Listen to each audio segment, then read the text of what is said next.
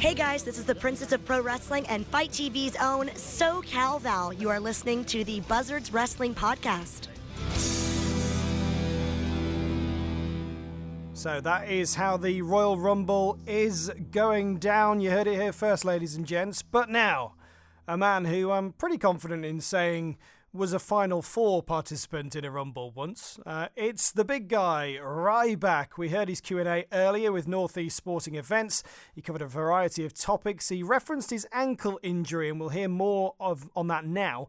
He sat down with Scott Ilderton from the Northeast Online Wrestling magazine to chat about his time with WWE, starting with his successful run as Ryback, which led to him being thrust into a main event feud with CM Punk.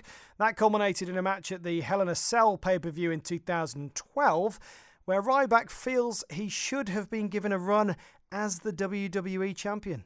Yeah, I absolutely was ready, and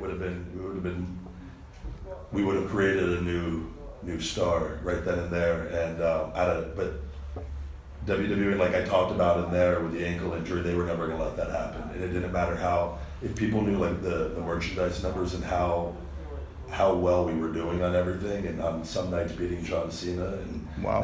If you look at now what they do with NXT people, they come up and they give them all the merchandise in the world.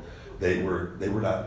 I had to fight to get all the merchandise that I had, and I still had a quarter of what John had at the time, or half of what he had, and they wouldn't let it go anymore. Whereas now, they can't make enough stuff for people and stuff, and they were not allowing me that opportunity when the numbers were there and the crowd support was there. It's because of my situation. They weren't going to have it. So and they took it all the way, as you saw.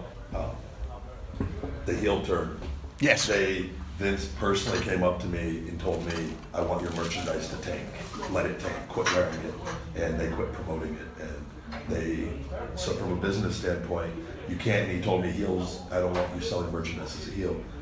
Kevin Owens is a heel. Seth Rollins was a heel, and all their other heels all have merchandise. So explain that, and it all goes back to my ankle situation. So. And if you could have one dream match, anybody, any era, anywhere, what would it be, and where would it be? Would probably be a good question. Where would it be staged? Yeah, that's to be determined. I talked about out there as far as what, like Brock Lesnar at WrestleMania. I always have said is a money matchup when built up properly, and I talked about in the day and age where there's very few men on TV, as far as how people are perceived, and not there's an exceptional amount of talent, a plethora of talent up there, but just that casual viewer, I feel like that superstar look of, I feel like that's missing today, and I felt like that was part of the appeal of Ryback to not only kids but adults also, that having, and which is a hard thing to do today, as you see, whereas kids will like someone like Roman Reigns, but the adults aren't necessarily, and that's not his fault per se at all. But I think Ryback versus Brock is the match. The match that I would want to go back for.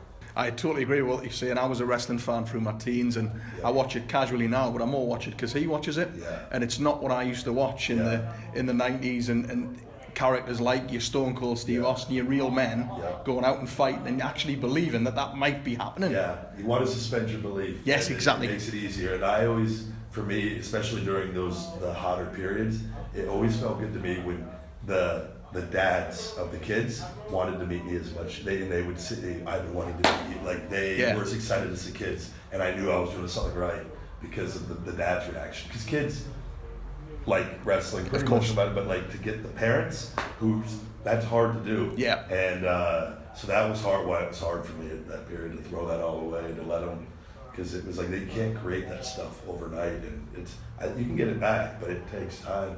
And but it was we had it instantly. Yeah, you know? you did.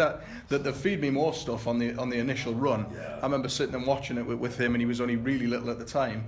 And he used to do it in the house, and I used to think that this guy's got it. The time's now. Put the strap on and do it. You need those big moments, and that was something they never gave you, the big moments. And it's like the Buffalo Bills losing the Super Bowl 1, 2, 3, 4 times. Eventually, you give up cheering for them because you just know they're going to lose. That was the same formula. That it just kept knocking me down peg after peg after peg, and it makes it harder. It took years to do it, but and then when they try to do something with you again, it's harder because you've never done anything with it. Yeah. So that was hard to see that going on, and knowing that I know that psychology of how. So, but thank you.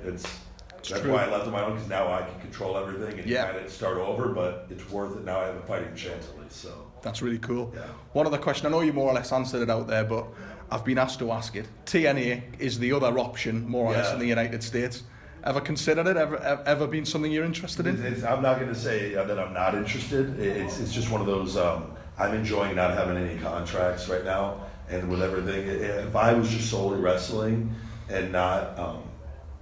and didn't have like the motivational book and the podcast and the supplement line coming out, then it would be something that I would heavily consider, that or New Japan, right up for something more long term. But these other things are things that I got going on that take up a lot of my time that I'm very hands-on with right now, and especially the supplement line.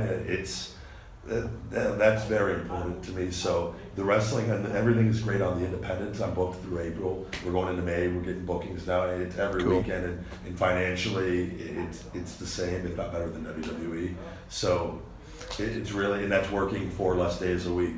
So I really have no reason right now to. But don't ever say never. But it would have to be the right situation.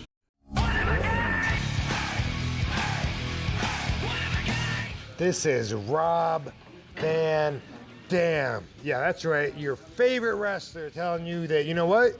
You're listening to the Buzzards Wrestling Podcast, in case you didn't know.